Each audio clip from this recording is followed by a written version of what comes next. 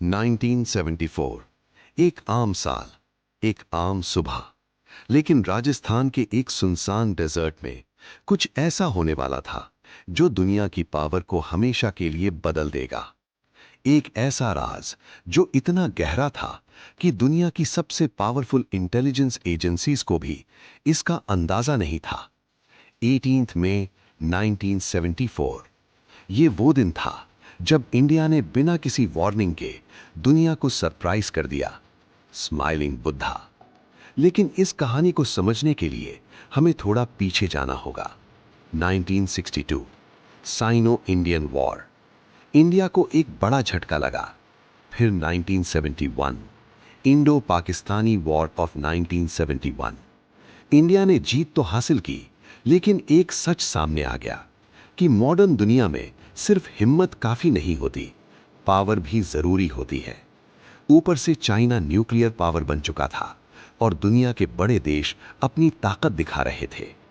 India के पास अब एक ही रास्ता था, या तो पीछे रह जाओ या खुद को इतना पावरफुल बनाओ कि दुनिया नोटिस करे। Delhi, prime minister office. उस वक्त इंडिया की प्रधानमंत्री थी इंदिरा गांधी, एक स्ट्रॉन्ग और फियरलेस लीडर जिन्होंने एक ऐसा डिसीजन लिया जो ओपनली अनाउंस नहीं किया जा सकता था। इंडिया सीक्रेटली अपना न्यूक्लियर टेस्ट करेगा। यह सिर्फ साइंस का डिसीजन नहीं था, यह एक पॉलिटिकल रिस्क था। अगर दुनिया को पता चल जाता तो इंटरनेशनल प्रेशर इंडिया को रोक देता। इसलिए हर चीज चुपचाप होने वाली थी।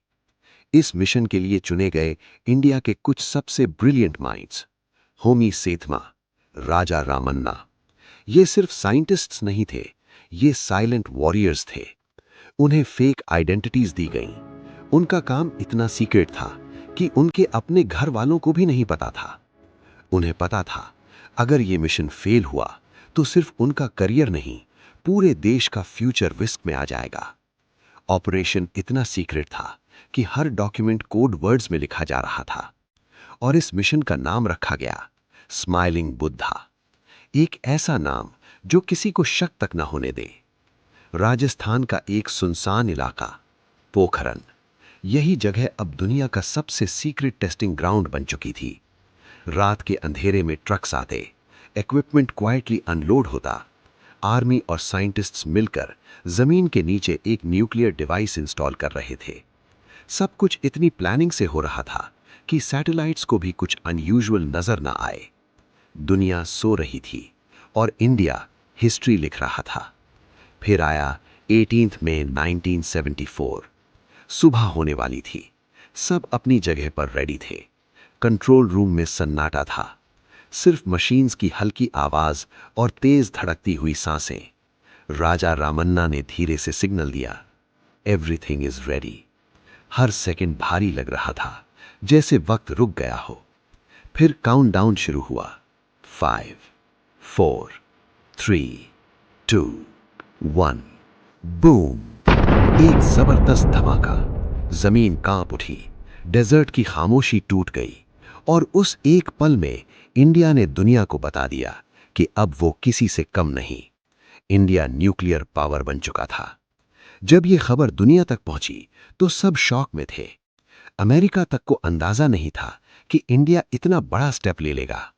ऑफिशियल स्टेटमेंट में इसे पीसफुल न्यूक्लियर एक्सप्लोजन कहा गया, लेकिन मैसेज बिल्कुल क्लियर था।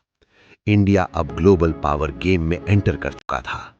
यह सिर्फ एक टेस्ट नहीं था, यह एक टर्निंग पॉइंट था। एक डिसीजन, इंदिरा गांधी का और कुछ साइलेंट हीरोज की मेहनत, होमी सेठना, राजा रामन्ना, जिन्होंने बिना स्पॉटलाइट के इंडिया को दुनिया के मैप पर एक नई पहचान दी। एक ऐसा मिशन जो आज भी हिस्ट्री के सबसे सीक्रेट और इंटेलिजेंट ऑपरेशंस में काउंट होता है। और शायद ये कहानी सिर्फ शुरुआत है, क्योंकि इंडिया के पास ऐसे और भी सीक्रेट्स हैं जो आज भी दुनिया से छुपे हुए हैं।